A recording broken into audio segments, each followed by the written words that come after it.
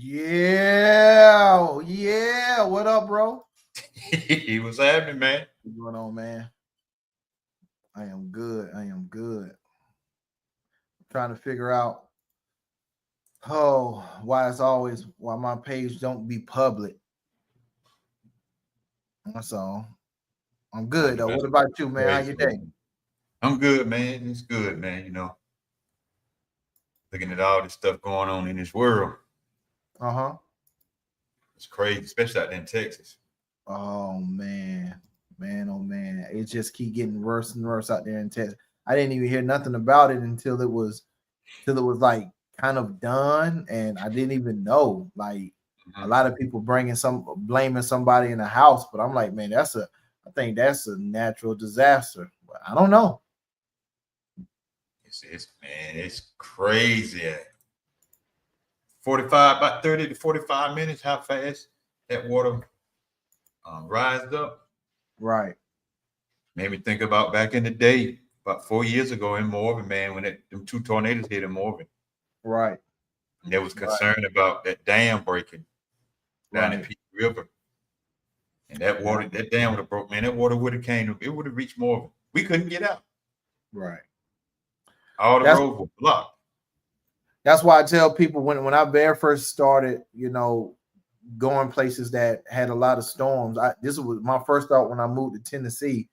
Um, I don't know why something told me to figure out where's the highest point of Tennessee, of Murfreesboro, where I was staying at. And I just Mhm. told myself if a storm ever came, a flood, I would travel to the highest point and try to wait it out or something. I don't know, just doing something. But seeing what's happening in Texas and seeing here, it's like, what would you do in a situation like that? Like what is your course of action when it's just sprung on you like that? Do you try to get out? Do you try to wait it through? Do you try to get to a high point? I don't know, man. What do you do in them situations? You try to find a high point and spot you can get, man. But if you don't know what's going on, man, you in trouble. Yeah, yeah, yeah.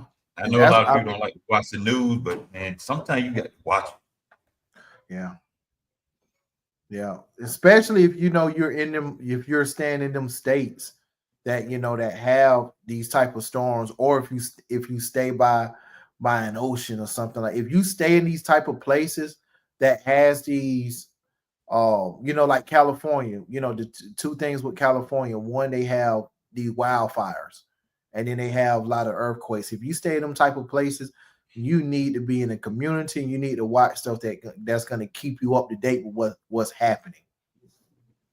Oh yeah, you like got to. like when the storms really come here, the biggest thing closest to us is on Wilmington. They always get hit pretty bad. Oh So if yeah, I know if a storm coming, I ain't gonna say no names, but I got friends and family. Oh man, this is the worst mindset. I'm going down with my house. I'm not leaving my house. Man, that house left you a long time ago before it got in that water. You better take care of man. yourself. Ask the cemetery where you go down with that house then, because it Yeah. sure ain't going with you when they put you down. Oh no, they going with the house. It's gonna be a house that's just enough space to fit their body. That's it. Yeah, So yeah, but nope, that's what's going on. You got that going on, and got this mess going on at restaurants in your own hometown and stuff. You got that going on, you know. man, I seen that, boy. I said I'm just gonna wait till everything unfold with that one. Right, right. But they still, investigating and stuff. So Yeah. Hey, there's still people going, man. This is delicious, man. This is I know it. So the doggone mouth getting on, be like, wait a minute, what's going on? yeah, yeah, man. It's crazy. Yeah, I'm man. working. I'm working, and I have my students pull out his telephone, show me I guess the report. I have people calling me, showing me the report. I like they must know I like Bojangles. Like they must know this. Like Jesus. But yeah, it's crazy, man. And yeah. So everybody, we just chit chatting to, waiting on more people to come in. So this your first time here. Welcome to Open Mic Night.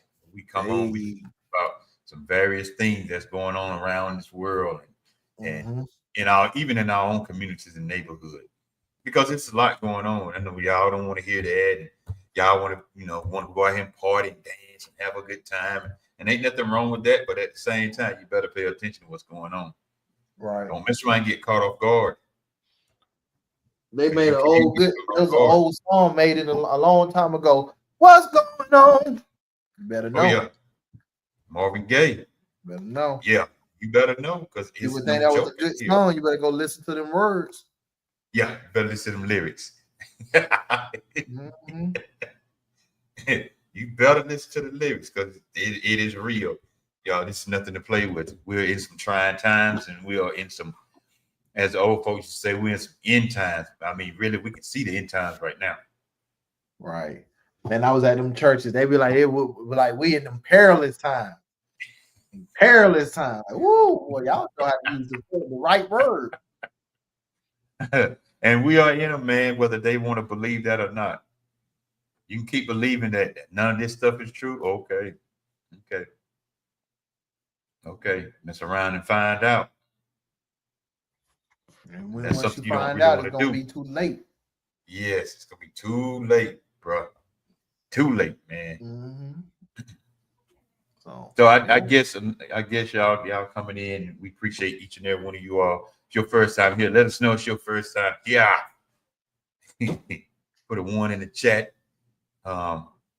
Say hello and what up, bro? And whatever, just whatever you can do. And let's just roll with it, because and I know y'all seen what's going on. Y'all seen this bill pass. Dang, this big ugly bill. Yeah, a lot of people gloating, talking about, well, it ain't what you think it is. It ain't gonna hurt a lot of people. Yeah, okay, that's what your mouth say. But you know what, Neil? A lot of them hadn't even read it. They haven't even read it. They did know. They just hope. It's based off hope and what they believe. They've been in their own world and cocoon for a period of time, and they don't believe anything gonna happen. But it's happening. It's already done hit. Like, come on, man. We gonna get to it. Jesus. As if I don't know if I sent you the video, but I see this video, man. This woman, she was like, "Oh yeah, we want it, we glad for it, and we thank you for it." And then turn around, what happened in Texas? We ain't getting no help down here. But then, okay, hey, what you want them to do? What you expect? What you expect? Who you dealing with? You need to know who you dealing with. Come on, man. Like nothing goes over my head with this guy. Anything that you can tell me about this guy, I'm gonna believe it. Especially any bad thing. And on 1 minute, you're gonna praise him. Like, I mean, certain people, not me. And then on the next minute, he gonna do what he wants. That's just gonna send you out of this country. Like, it's like that. You voted for him, and now you getting harassed. Come on, dog. I ain't even bringing that up. I'm gonna tell you what tripped me out. He was talking about Putin. You know, he criticized him, man, and Putin turned right around and did some more strikes. You cannot tell that man what to do in his country. Right. Just like you don't want that country trying to tell us what to do. And that's what's happening. It's like bully. You know, it's so funny. I saw this movie, and I'm not gonna say the name, but the movie was like the whole movie. They went to war. They was bombing. A lot of people died. A lot of people lost their life. And basically at the end, somebody said, if y'all just would have sat down and talked, we could have prevented a war. I think we're in a position to where we have people with money, with power. We're in a position people want it their way. And I think that they pull all their cards. And then once your last card get pulled and you ain't got no more cards, now you want to be diplomatic. Yeah. Don't just leave it right there, though. Give me a button. You know what? Let me stop lying. I promise you, if I had a button, I'm pushing that thing. I want to push buttons too. Wait a minute. I ain't talking. Wait a It minute. ain't Let me do okay. this right here. Then. Okay. Neil said he will breaking news. Neil said he will push that button. I will push the button. And talk about your nerves. Give me a button to push. Mm-hmm. Oh man, I'm telling you, y'all. I'm telling you, if you got some loved ones, you better start checking on them. Right. You got some loved one that's just on the system that's just been living off of it. Okay, that's getting ready to come to the end. Right. You out here just want to have kids, that's your business. That's what you want to do. But if you just want to have kids just to stay on that system, okay. Mm-hmm. And that bill, until somebody change it, it's gonna be in effect for a while. Right now, it's supposed to. I think the next revisiting the bill, I think it's supposed to be in 2035. Yeah. So right 10 now we years got from now, 10 years. Mm-hmm. That's just to revise it. Like, oh man. I don't know, man. I okay, don't know what they're gonna do. I don't know. okay, People they're gonna hate it. We're gonna get to it, guys. We're gonna get to it. okay. Y'all keep playing. Y'all keep playing. As they say, keep playing. Keep playing out here. If you're not used to taking care of yourself, you better start taking care of yourself. They already. I've been watching some videos. They already cutting food stamps, as they call it, Mhm. snaps benefit. They already cutting them. They snap them things in half. Mm-hmm. Some of them people You, that were getting $3,000-$4,000, now they only getting $35 to $100 worth. mm-hmm. Man, let me tell you, I for me, the only problem that I have with it, and I'm gonna be honest, because you can like it or you can dislike, and I'm gonna let you guys know how I personally feel about it. But the one of the major problems I hate about it is that it's going to the people that's in my family that's going to be affected. I'm going to have to be looked at as I got to take care of them, and I'm not going to like that. And am I'm going to do it? Depend on the person, but everybody has somebody in their family that's on the food stamps, that's on the WICs. Somebody is getting some type of government assistance, some Section 8. What's going to happen when all that stuff cut? And I mean, look, you're looking at it yourself. Look at your moms. Look at your father. Look at your grandparents. Look at your kids. Like, look at all of these people, and it's like this really going to affect you in some kind of way. It's going to affect you if it's you directly or somebody else or you indirectly. So Oh, I, yeah. I go and just give you a simple little situation.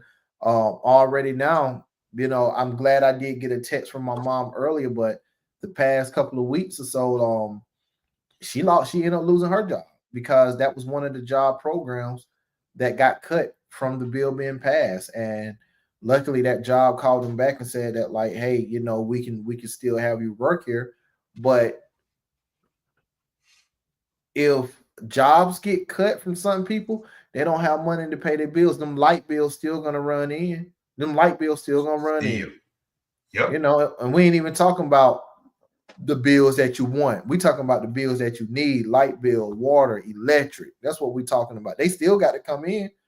And so who gonna pay that? Especially if you have a parent that's getting taken care of by the government and they don't even have the means to go back out and work. Come on, man. Come That's how on. serious it is, y'all. I mean, you can downplay it all you want to. You can listen to what they're saying. You can listen to what a lot of these politicians are saying. Oh, it ain't that bad, it ain't that bad. Okay, they can say that because they ain't never had to been on. Right. They ain't never got to go through it. They got the good insurance. They got 6 figures. So they ain't worried about it. What they worried about it for? What they care for? They still Right. making their 6 figures.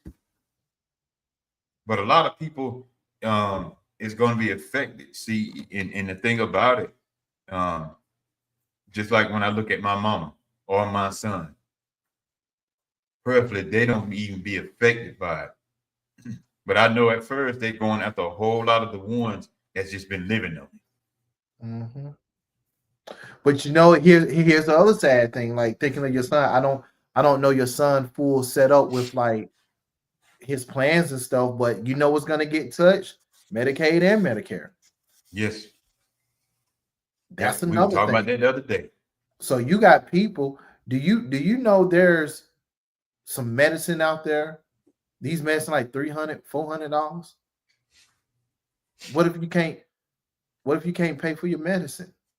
Like what's gonna happen? Here, guys, this is why I wanted to talk about this.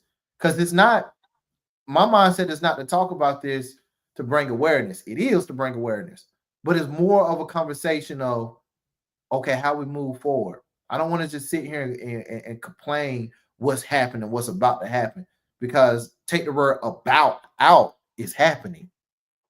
Yeah. So It is happening. and me and Brandon was talking about it the other day. Um, coming down the road, even when he was in hospital and stuff, we was talking about it. And it is real. People gonna be not only him, but older people too. They're gonna be in a situation where do I buy my medicine? Do I pay my light bill? Do I do this? Or do I pay my rent, my water bill?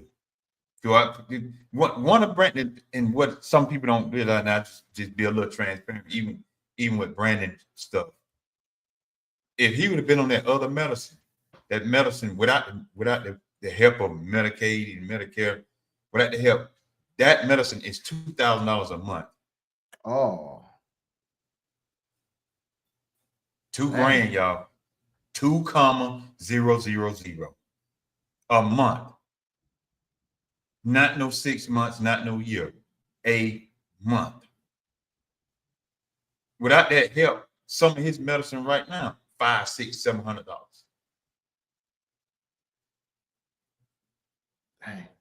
And just think about the one that have cancer, man. That's crazy. And Donnie, yeah. Do you think the crime and drug rate will rise? Yeah. Now the drug game gonna go even higher because a lot of them gonna be selling the bootleg pain medicine, the bootleg chemo pills. Yeah. And that's what's gonna be real scary. Because the bootleg, if y'all don't know, the bootleg stuff on the street look just like what you get out from the pharmacy. It's some of it just a slight. You have to pay attention to it. It's a slight difference in it. But you got to pay attention to it. Right. I agree. I think it's gonna rise. I really do. But I'm the other guy too. I can see both sides. I can see what is supposed to happen, or not what's supposed to happen. What can happen. I think with the right mindset, this could bring us together. I look, guys. You may hate me for saying this. This is why I said I'm on the fence with this. I think us as a culture, I'm gonna speak about our culture. This is gonna affect everybody, but I want to speak about our culture. We've been isolated for so long. There's so many women that leave their men because they know they can get taken care of by the government. They know they can get more money out of the state than the man can give them. So now they can act the way that they want to act. They don't. They make the man suffer for not taking care of their kids. They make the man suffer because they don't need their money, but yet still they put them on child support. And I think something like this will force that woman to have to be motherly and have to be play nice with the man in order to survive. Because all them benefits that lady is getting, she's not out there working. She ain't making her own money. She's being supported by child support and government assistance. What's she gonna do? See, here's the thing, and I ain't trying to make this a man versus woman thing, but regardless of the type of man, any type of man, he always finds a way. He all for some reason he always finds a gig, he finds a hustle. That could be crime, that could be drugs, or it could be he could be a cab driver, or he could be janitor. A man always find a way to get some money, some type of way. That woman, and majority of the women has been living off these assistants for ever since the 60s and 70s. It's ingrained in our career. What are you going to do when it's fully gone? If you go back and look at it right now, the child tax still you're going to get $2,500, but after the next 2 to 3 years, that $2,500 going down to $2,100 or $2,200, and then after that, it's going to keep going down. So now you ain't even going to get the money that you get from your child. You ain't getting that $2,500 in the next 5 years like the way you were now. You're not getting that. It might be $1,000. Yeah. And then on top of that, put a poke on you. Even when you get the money, you ain't going to be able to get that car you've been planning for about 3 months because you know it's coming. Because you don't even have enough to get it. And at the same time, while your money, your benefits getting cut, inflation steady going up and rising. That's what they don't see. The debt ceiling it's going to be in the trillions. Mm-hmm. Not no single digit neither. So the wrap to finish what I was saying, I think this can be a beautiful time for unity, a beautiful time to truly. I think you sent me that post about how we get on every trend itself, the together post. This is the time that we can come together and say we have to have one another's back. The system is set up and was set up for division of us. And now, even though no matter how much you hate it, this can be the prime opportunity for us to come back together and have one another's back. That's what I hope, and that's what I see with this. And that would be one big beautiful community. Yeah, I would love it then if I could see that, and I see the direct response from that bill being unity amongst us. That's what I've been wanting. Because me personally, let's say this, and look, and this is why I'm speaking like this, and I can speak like this. I'm not surviving off government assistance. I'm going to work every day. I'm going to work every day, and I'm not going to do nothing that's going to have me and my lady to suffer. So anybody that's coming to me asking for stuff, if I got it and I want to give it to you, yes, but I'm not about to go without paying my bills. I ain't about to do that. She going to have a place to stay, and my family coming in going to have a place to stay. So I'm not going to get affected.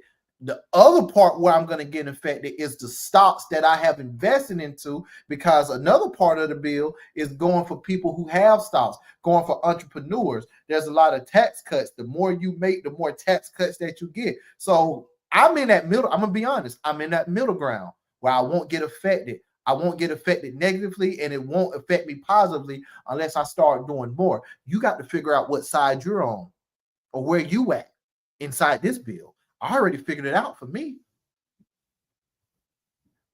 Yep. Sitting down, partying, and doing the latest trend and doing all this. And don't get me wrong, I'm a proponent. I'm all about having a good time, enjoying family, even dancing and stuff like that. But at the same time, y'all, I pay attention to what's going on out here. I ain't no fool now. I might have been born on April Fool, but I ain't no fool.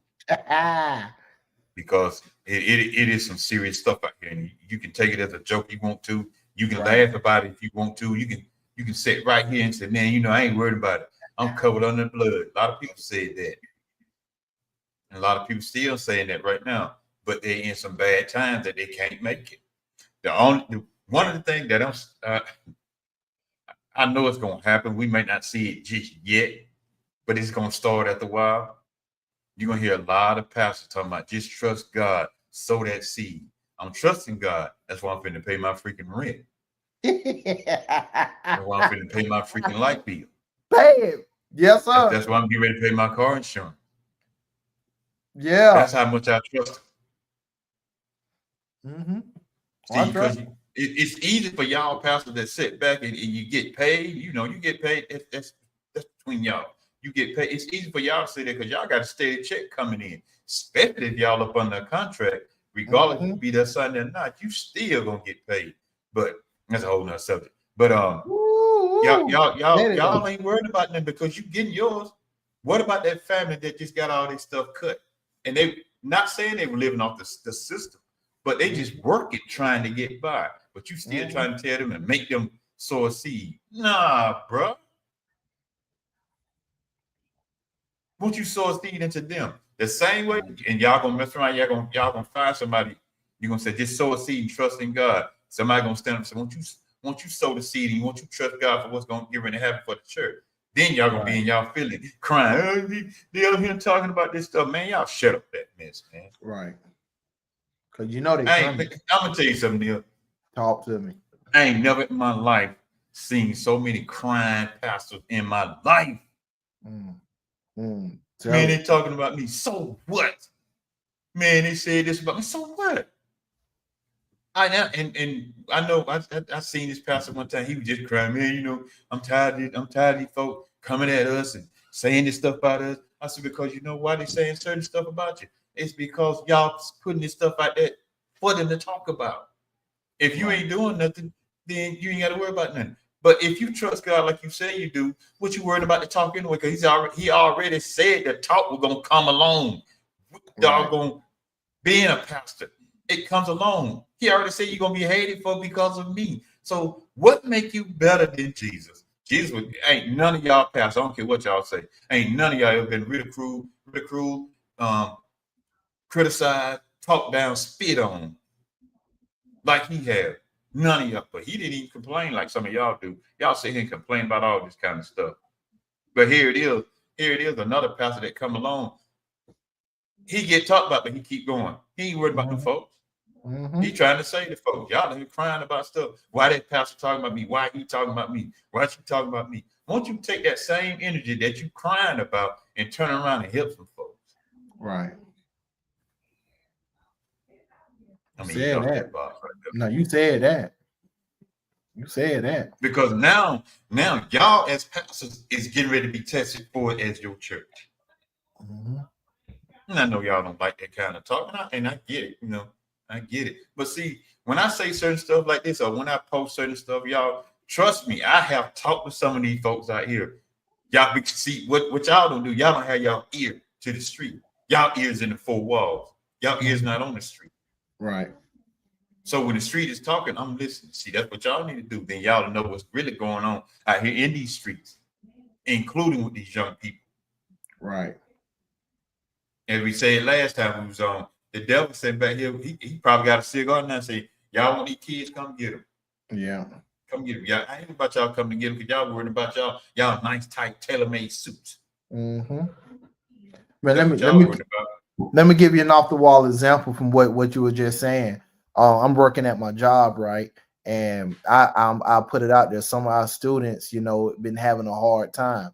And I went to the test site and I drove the test site and I came back to my yard and I reconstructed the test site. I got into a back and forth with my coworker. He was like, well, the FMCSA says it need to be this distance and that distance, and you need to do this. This is not the distance. I say you are completely right with your research, what you just did. But I said, I went there and I drove it. I know what the test site is like.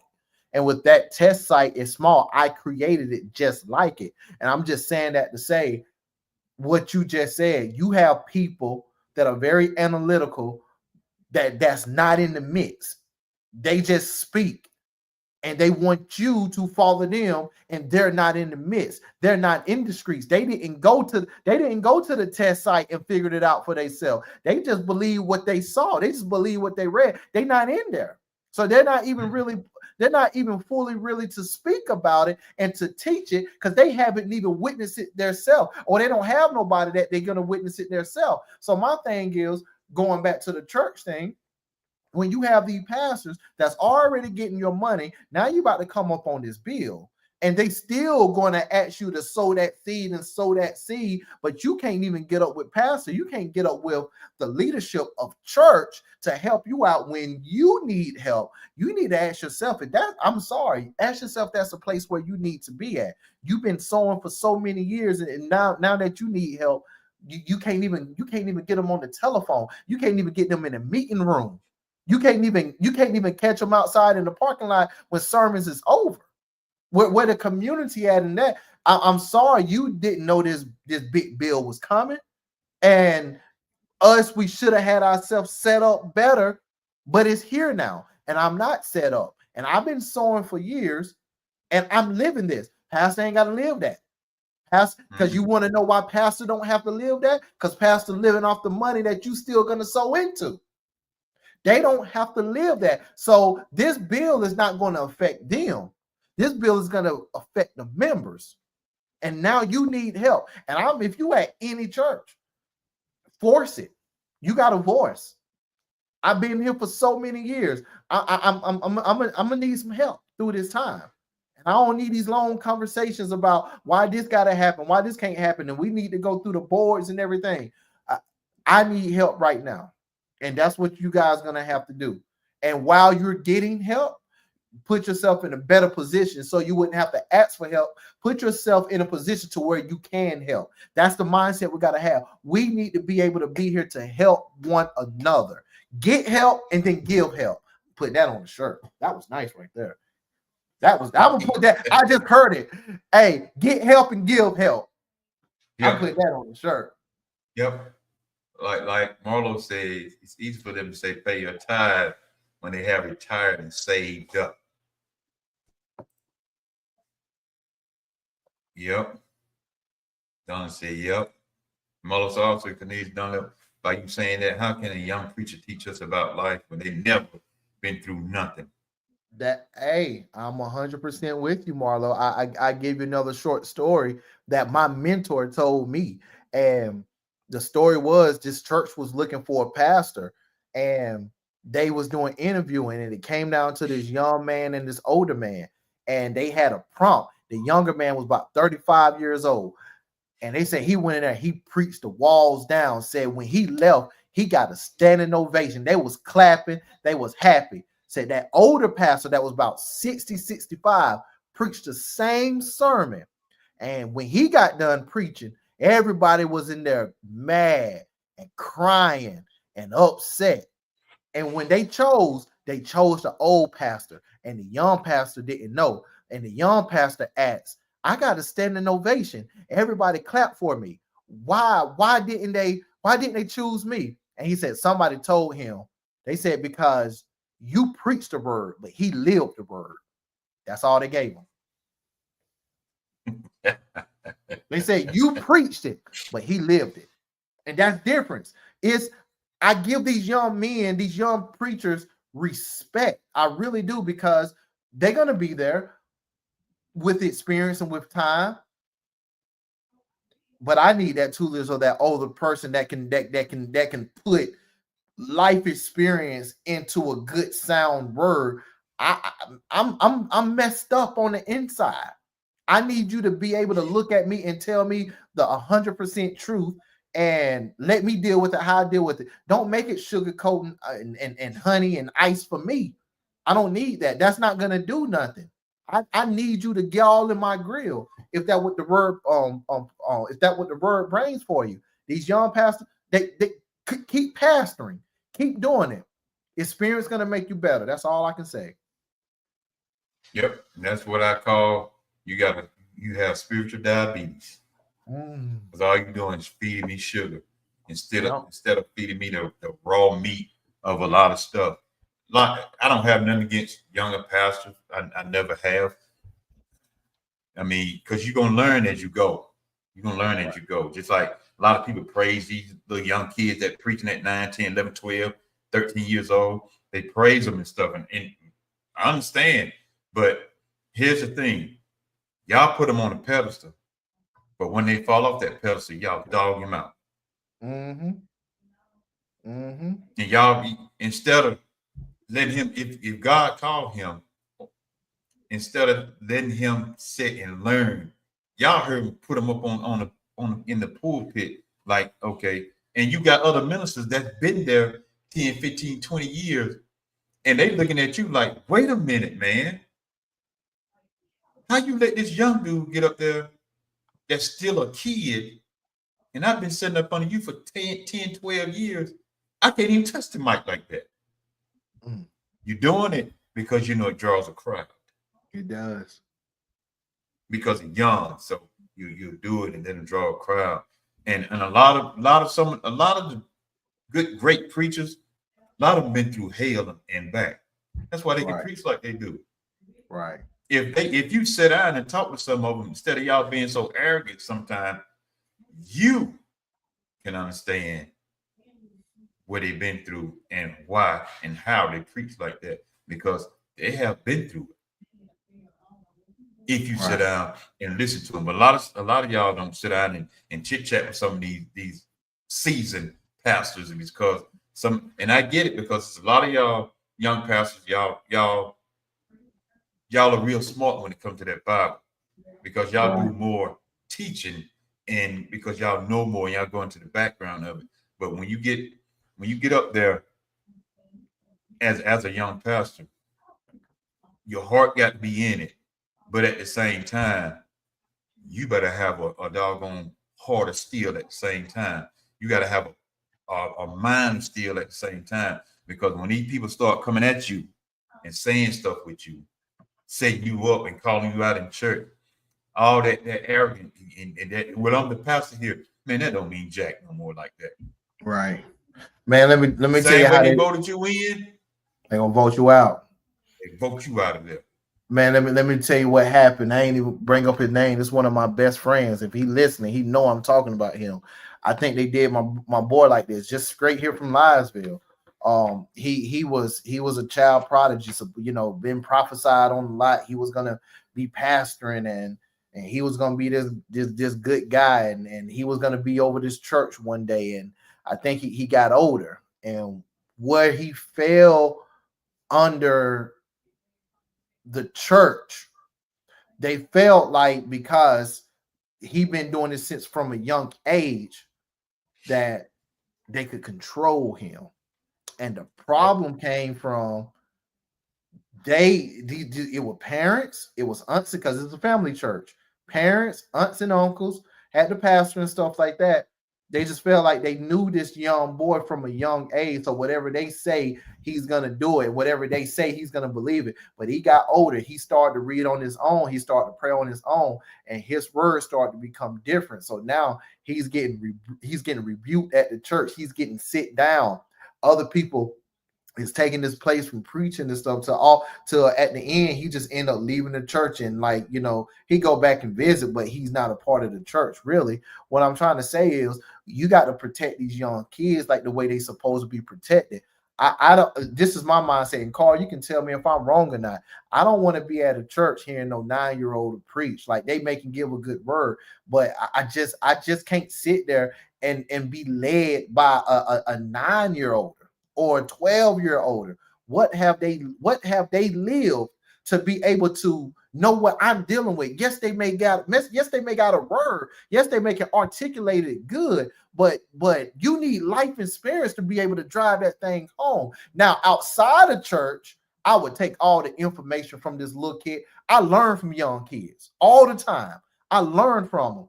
But pastoring, being led, accepting you as the leader of the flock, and being obedient to I may be wrong. I just can't do that. I can't do that.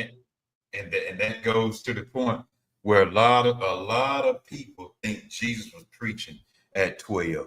He definitely wasn't. He was not. See, that goes back to where y'all just read the Bible, and I get it. That's what y'all do. But I want all y'all Bible readers, and I know some of y'all pastors in here, I know y'all be listening. Y'all just don't click on and get into the conversation. But I know y'all be listening. I know you do. But, and I ain't saying I know everything. I ain't saying I'm an expert. I ain't saying I'm a scholar. I ain't saying none of that. None of that. But I do read. If you can show me a scripture that he was preaching at 12, I believe you. The Mhm. scripture said, I'm just paraphrasing, he was in there listening, learning. Yeah. He might say a few things. That don't mean he was preaching. Because if he was preaching at 12, anybody that's in here that's that way advanced than I am in that Bible, if he were preaching at 12, tell me where he was at for 18 years. Mm-hmm. Yeah. You heard nothing else of Jesus for 18 years. Yeah. Tell me where he was at. Matter of fact, don't even tell me where he was at. Show me a scripture saying that he was doing that. Show me that. It's hard for me to say, I can see that 9, 10, 12-year-old preaching, because I have seen some, even my own self, my own eyes. It's hard for me to sit there and say, man, how you gonna tell me about my life you ain't even lived? Mm-hmm. And I got in a conversation with some people with that. They said, well, he can give you the word out of the Bible. I can read that myself. Right. But can he tell me how to deal with a divorce? Can he tell me how to deal with kids growing up? He a kid himself. Right. How can he tell me that? He can't tell me that. And you know we're gonna get into them arguments. Well, guy let a donkey talk. He can use anybody and stuff. And I agree. He can use anybody. I'm strictly saying, you want me to go to a church and submit myself under a young pastor, and be taught by them. I mean, I read the Bible. I'm not saying I'm the best, but, and this may be arrogant, but I just have to know I just feel that God has dealt with me and brought me to a point to where he can deal with me better than a 9, 10, 11, 12-year older. Can a 9, 10, 11, 12-year older give me a message? Yes. But being taught continuously? No. And I'm just like, you guys will follow after anything that's nice, feel good, and sound cute to you. And then when it's time to cover that little boy and he doesn't get in check, now you want to say he the worst thing since the big beautiful bill. You want to say that. And I'm just saying, like, cover them. Going back to what he said, Jesus didn't preach all them years.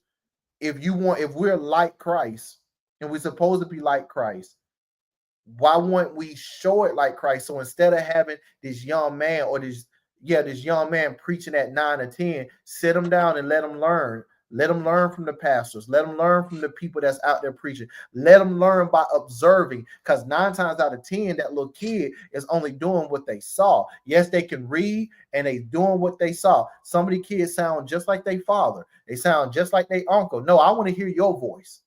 What do your voice say? Like, I don't want to listen to you and I'm looking at your uncle. Oh, you sound just like your dad. No, what did your experience tell me you sound like? So sit him. If you really want this little young preacher to be a preacher, do it the right way. You shouldn't put him out there in the wolves, because ain't nobody going to talk bad about him when he's 9 years old. But as soon as he turned 12 or 13 and he go have him sex with a little girl, now you're going to think he evil. You gonna call him a little devil. Yeah, you gonna call him a little devil. Oh, yeah, he started hanging out with the wrong people. He's 12. How can we speaking, like I said, God can do all things. I ain't going against God. But naturally, how can a 12-year-old fight off desires like the way an adult can without going through stuff? We learn and we grow through our mistakes. Yeah. And going back, go ahead, finish. You got it. Going back to when you were saying, you're gonna get into the conversation where he let the donkey talk. Y'all read and see why he wanted that donkey to say something. Go read that. See, a lot of times y'all read scripture, and when it get to the part that you agree with, because it's going with what you said, you'll stop instead of reading further down, because you'll see further down what it is.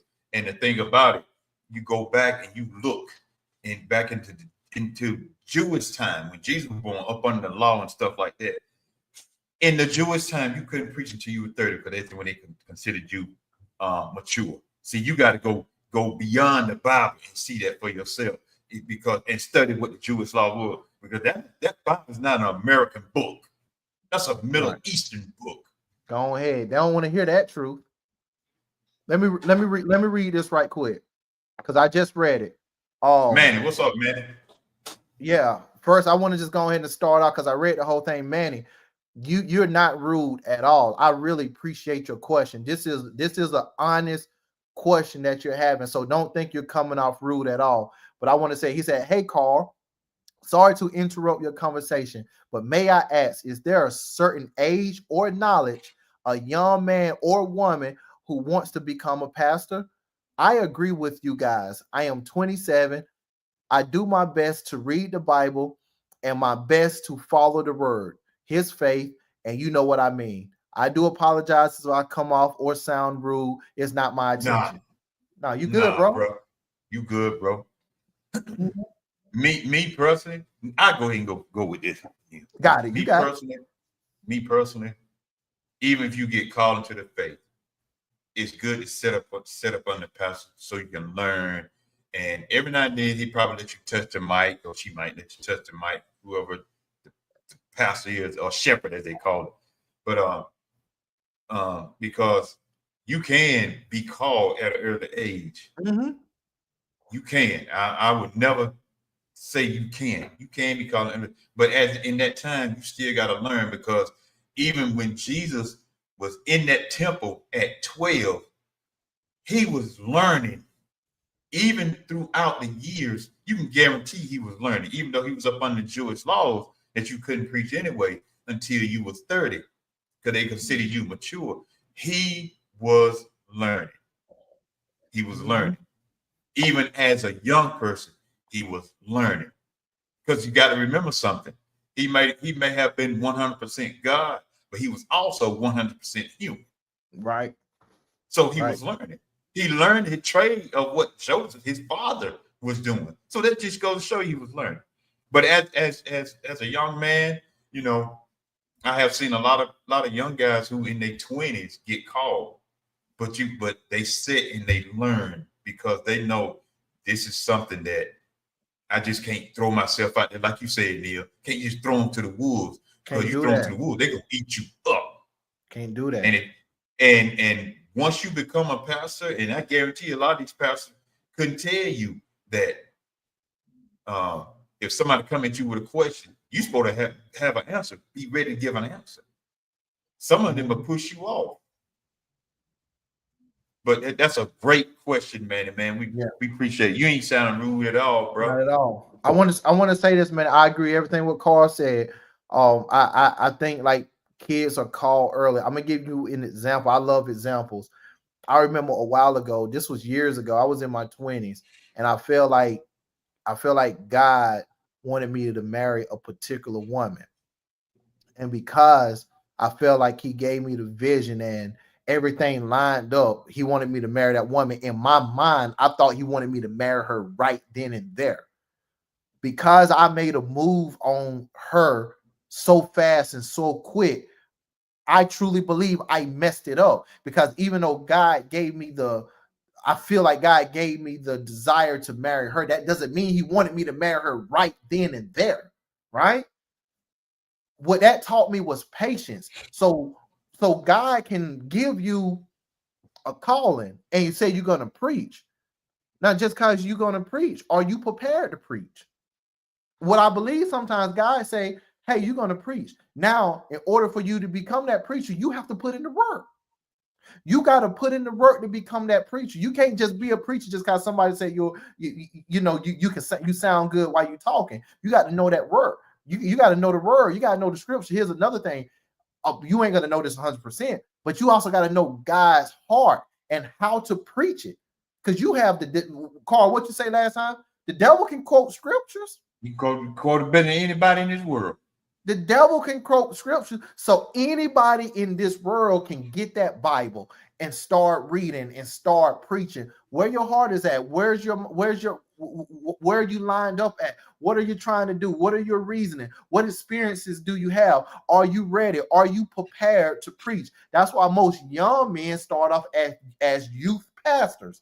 Most 20, maybe early 30 age pastors, they start off with the young teenagers and the young teens and the adolescents and the early 20s. And as that's repetition. And you're over these souls as well. But as you get older, then you move into the big sanctuary, if you want to say that. You move into being an actual pastor or a leader, or mostly it's the assistant pastor. There has to be a period of time of learning. Just because you're called doesn't mean you have to go right then and there. You're called, but this is a long race. Yes, it is. Manny, we appreciate it, man. Manny, that's a friend of mine, man. Work with him. Appreciate that, Manny. That's my friend right there. Cool dude, too. That's a cool look. Anybody who got 2 letters of the same in their name is cool. Manny Martinez, that name hit. That name hit. Hey man, who is that? Oh man, that's Manny Martinez right there. Come on, man. Yeah, man. He cool too. He cool, brother, man. He cool, brother, too. Moses, show me the Bible, a child preaching God's word. Not no child. No. And everybody, it's your first time here. Welcome to Open Mic Night. And let me put this out there before y'all get to going crazy. Me and Neil is not sitting on here that y'all can see us saying we know everything about the Bible, saying we got it down pat and everybody out here is wrong and stuff like that. We're not even saying that at all. Just like y'all got an opinion, we got an opinion too. Yep. Y'all read, we read too. Because matter of fact, if I might have to do this. I'm seeing I get some pastors on here y'all ain't never heard of. Mm-hmm. Y'all ain't never heard of.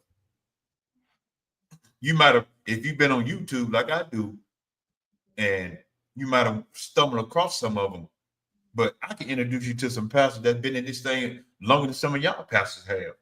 Right. You know, it's almost like music. You know, I think the best music is that underground, is that stuff that you don't hear. And when you got these pastors, you know, people, when you speak, they speak about these big pastor names and he doing cool. Man, them good ones is the ones that you don't hear, is you don't listen about. You got to find. Like one of my guys, you may know this guy. I think he's based out of Maryland, but one of my favorites I listen to, his name is John Jenkins. Yeah, I listen to him. I think he's probably touching 70, or maybe I know he in his 60s.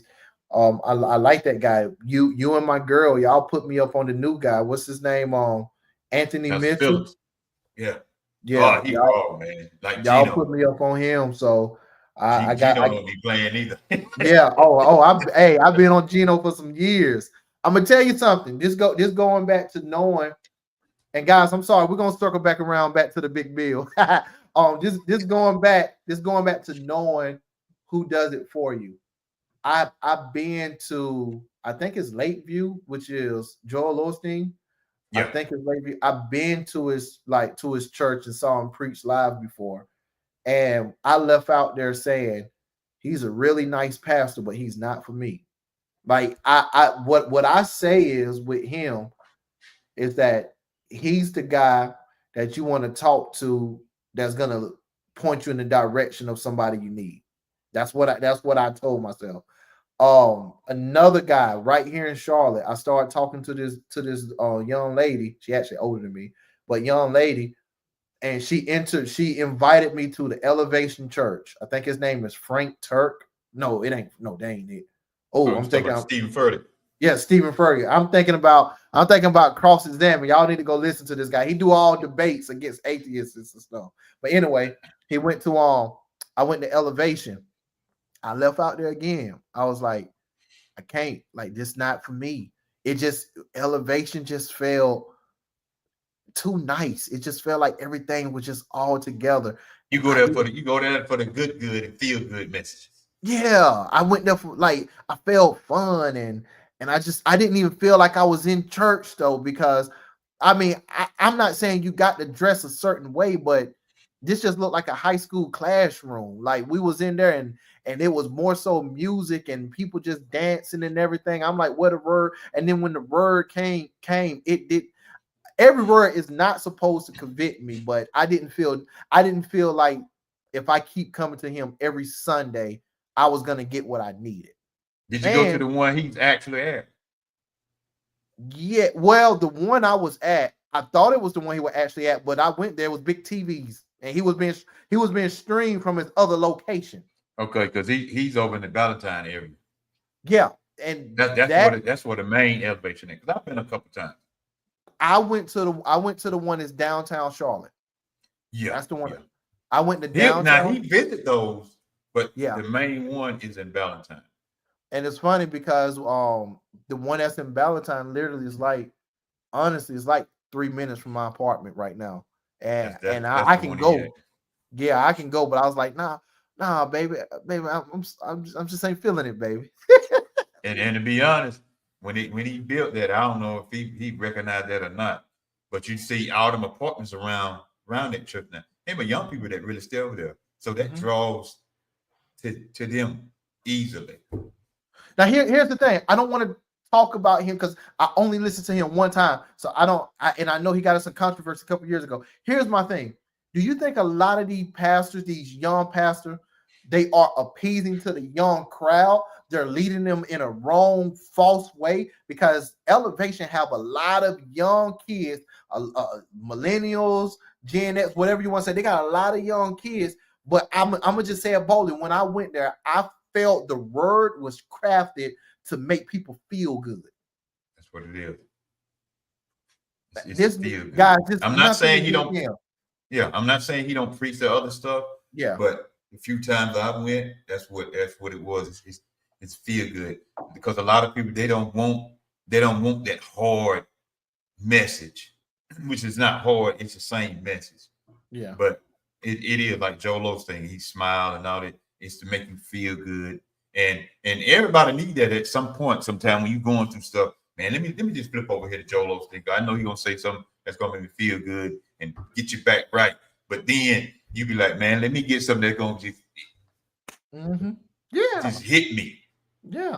And now look, that goes back to who are you gonna? I'm gonna say membership for lack of better terms. Who are you gonna put your membership under?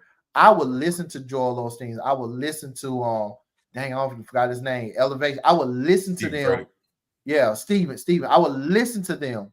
But if you telling me that type of pastor have to be my pastor every week, I can't do it. Going back to the young kid, I would listen and talk to the kid, hear what he got to say, will learn. I cannot put my membership under them because I really need to be led. And honestly, here's the other thing. Here's the big key. With me reading myself and praying myself, I know what I need. But you're one, I'm gonna say it boldly, and this may be wrong. You ones that's putting your membership under these young kids, under these feel-good messages, you're not reading. You're not reading. You're looking for them to be your guide. You're looking for them to tell you that you're right and you're wrong. And if they say it's okay, you feel like you're getting in heaven. If you start to read and pray, you will start to see what God wants of you. Now you got to put yourself under somebody that's going to pull that out of you, and that's not going to be afraid to step on your toes. Because I read, because I pray, I know what I need. I can't just accept anything. I can't do it. Yep. And that's the thing, and matter of fact, anybody, if this is your first time here, we welcome you to Open Mic Night. If it's your first time, let us know in the chat, wave, say hello, whatever. As usual, I'm your host, Carl. We always have a main man to know it all. He said he don't know it all.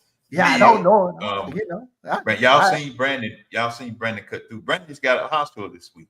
And so he'll be back soon, and Kid'll be back soon, and Laura, she'll be back soon, and yeah, because it's some more of us that go with the crew. Yeah, I do want to give that prayer out to Lauren. She texted me the other day. I mean, I'm not gonna put her business out there, but she texted me just like she's been going through a whole lot.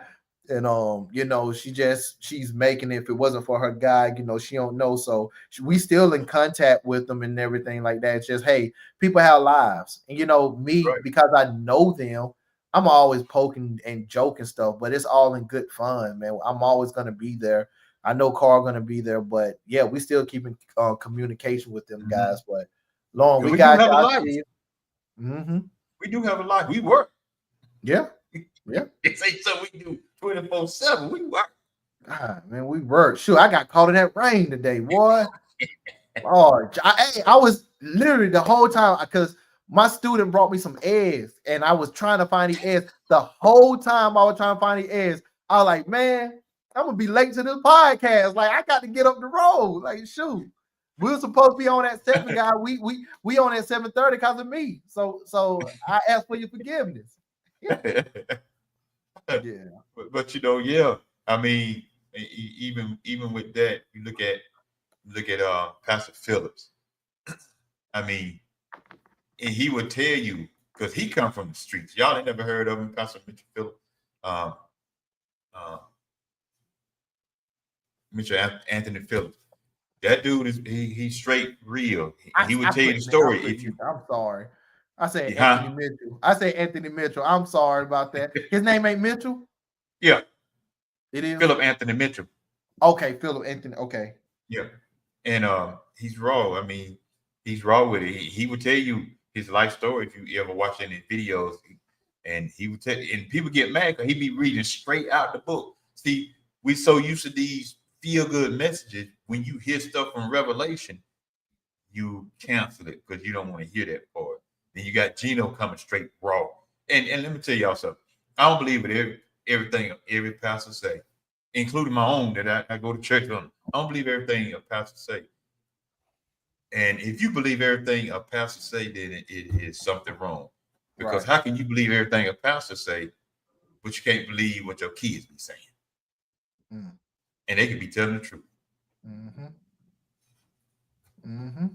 Every pastor, and I know we think pastors don't suppose to lie, but I ain't saying they lie, but they will twist some scriptures sometimes. Right. But I can't get some pastors of him y'all ain't never heard of. Never heard of. I be in contact with my friend brother Berean out of New York, and I be Pastor Aaron Green. He sent me stuff in my message.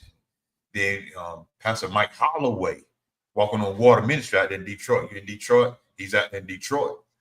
Um, I can try to get some of you guys on just to come here and talk about the word with not all of it.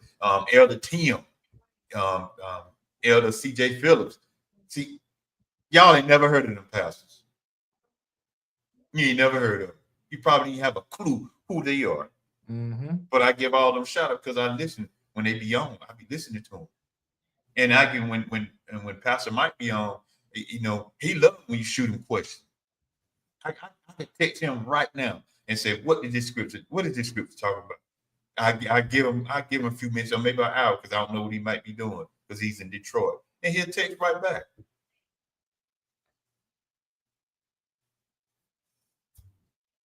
But going back to this big beautiful bill, please, Pastor, y'all don't use this as a come to Jesus moment. Because every day you wake up, it's a come to Jesus moment. Mm-hmm. Don't play on their emotions and try to manipulate them to give when they trying to pay their doggone rent.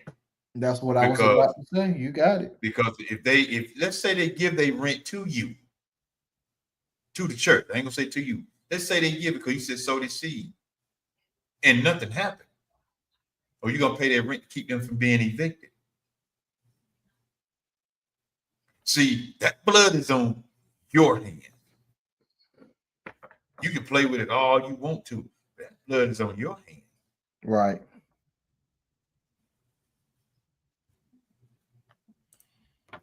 That's what I hate before we say that is basically what he's saying, guys. Like when this bill really gets in effect and it's here, there's going to be a lot of fear going around. A lot of people going to be scared. And that is the time that, you know, churches and people, they pounce on you And we just asking, we just praying that you don't take advantage of these type of people, because you're their safety net, their comfort net is the government assistance, and their safety and comfort net is about to be taken away. And then now you're going to take advantage of the most vulnerable moment. I really don't. I really ask you guys, please don't do that. If you have any decency of yourself, treat them right. Treat them the way that they're supposed to be treated. Don't look at it for money. Please don't look at it for money, because these people are going to need somebody, and they're going to need some. Like, I don't want to hear the conversations from, like, I know a woman or I know a man is struggling, but yet and still they're giving their last at the church. Now, if they do it from their own self, that's cool. But if it's from manipulation and coercion, come on, man. Come on, man. It's not right. And that bill is really, guys, I'm gonna be honest. Like, here's the thing.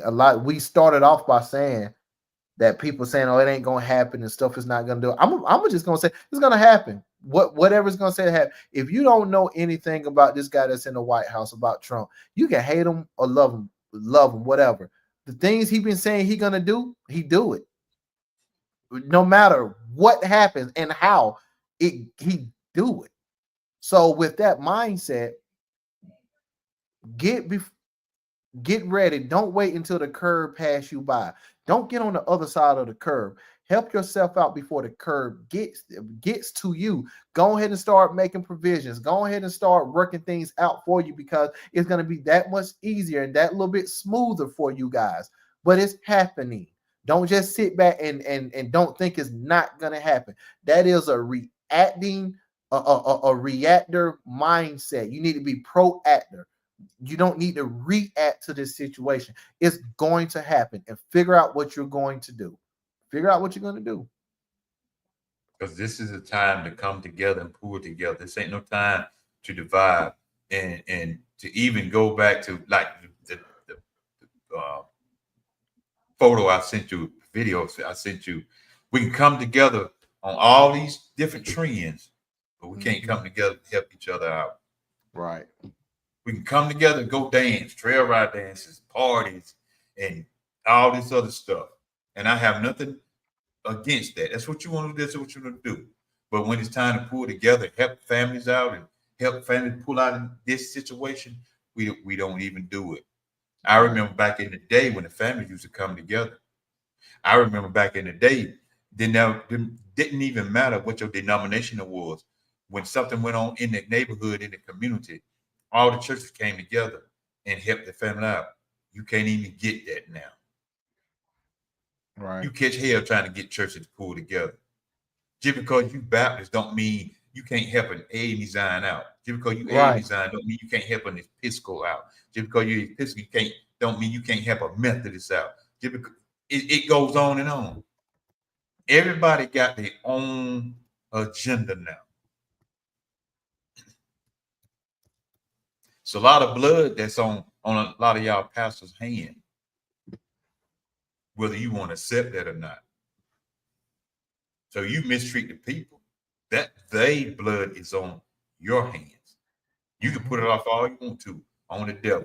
And that's the thing. We put a lot of stuff on the devil. Devil be sitting back like, wait a minute. I ain't got nothing to do with that. But guess what? I'll take that credit because you're giving it to me. He could be somewhere over there on East Side Street. You over here on North Side Street, blaming the devil that's over there on East Side. But he'll say, I'll take that credit because you're giving it to me. Now, here's the thing, Neil. What if God said, go mess with him? Right. See, y'all don't talk about that in church. A lot of y'all don't talk about it in church. That's why I love the book of Job. Book of Job will show you. Mm-hmm. God offered his servant. Mm-hmm. Go. Do what you want to him. You just can't take him out of here. We so easy to blame the devil. Sometimes we forget that maybe God is trying. Mm-hmm. But God ain't gonna try you. God ain't gonna try you like that. Well, why did he let the devil mess with Job then? Explain that to me. Right. And I know, and like I said, I know it be pastors listening in and ministers listening in. I know they do. You ain't got to click on it, bro. I tell you what, if I was, I'd click on it. I click and come in and listen and see. This is the time that y'all pastor can come on and teach us. But a lot of y'all won't do it because you know too much and you think we don't know nothing. That's fine with me. But I know some of the stuff that y'all be teaching and preaching. Right. I can look in that Bible and say that ain't in there. But see, right. That's how y'all can maneuver and get over on some people because a lot of people don't read or some people can't read, especially the older folks. A lot of them don't read or can't read. Right. But these younger folks, let me tell y'all, let me put y'all, some of y'all pastors, let me put y'all on Front Street a little bit to help y'all out with some of these young people. All these young people ain't on their phone in the church, just on the phone on Facebook. Some of these young people is looking at their phone talking about, what is that word he just said? They looking at what you're saying. Mm-hmm. See, but you won't know that because you don't talk to them. Mm-hmm. You just think they're young and dumb and on that phone. You don't even know what they're doing on the phone. You're just calling them out for being on technology. Yeah. Technology is here. Like it's here. And it's best to use it for your advantage. That's right. Come on, man. It's real easy to say prepare and get ready for this and that. But the elders and the people that don't have family to help them get prepared, God still covers them. I never seen the righteous forsaken or his seed begging bread. Either way it goes, God has them. He will provide. I can agree with that now. He will provide for them. Yeah, I agree. Let me say this because I know what Mr. Keith was saying. Hey man, I put into I do agree. When I'm saying get ready and prepare, it's more than just save money and stuff. After I said get ready and prepare, Carl came back and said stick together in unity. That's one way of getting ready and prepare. Also, we go back to in order for us to have and want something, we have to do something as well. We got to work. We got to work. We can't just ask God for the job and don't go fill out the application. We can't do that. We got to be able to get out there in the streets. We got to be able to build the relationships. We got to be able to say, hey, I need help. We got to be able to do something. I think the wrong message, because I agree everything what you said, but I think the wrong message, sometimes when you say God will provide, that gives off a message to certain type of people. Even if you don't do nothing, God will provide. Yes, God will provide, but God still wants you to do your part as well. That's the key. A lot of people sit back and complain about what's not happening and what's going to happen, and in their providing sometimes is a hindrance to somebody else. That's just my personal opinion. It's a hindrance to somebody else. They're throwing on the backs of other people who love them to where like that person would want to help them out if they just be a part of it, if they do their part. That's all what I'm saying. So I agree. I agree with you. God is not going to, he never forsaken anybody. And God is always going to provide. But we still got to do our part in this moment. We got to. We got to. And speaking of stick together, I go Leon right there, Leon Gateway. Yeah, Leon down at the Holler Center. Leon, what's happening, man? Matter of fact, Leon, why you, even if you're still in here, why you on, man? Put what you got going on at the Holler Center. You can put in the chat. As I always say when we talk sometime, tag me in everything that the Holler Center doing. Tag me everything that you're doing because Holler Center is trying to do some stuff with these young people. Y'all, we need to support them. Me, you, everybody. We need to support what goes on at the Holler Center, right there in our little town of Morven, North Khaki. As minister, his brother, Minister Gate would say, North Khaki. Mm-hmm. But they got some great things. He got some great things going on. I think he's doing the entrepreneurship thing right now. He's got some great things. When stuff going on at the Holler Center, y'all, support it. You got young kids, take them. Let them come down there and listen to some older folks, as y'all call us. And we ain't too much older than y'all. True. And Well, let me throw something else in that. When you drop your kids off, sometimes don't drop them off. Stay with them. Stay and see so what's you can going learn on. something. Please. Please. So Leon, man, appreciate you in the chat, bro. I mean, if you want to put some stuff in the chat that you got going on, feel free at any time. Feel free. I got to get with you anyway. You know, my son's in the hospital twice, so we get ready to get back on the road with this thing, rolling again with it. And y'all, even open mic night gonna be on. I get with Neil. We'll talk about that. I ain't gonna let everything out the bag.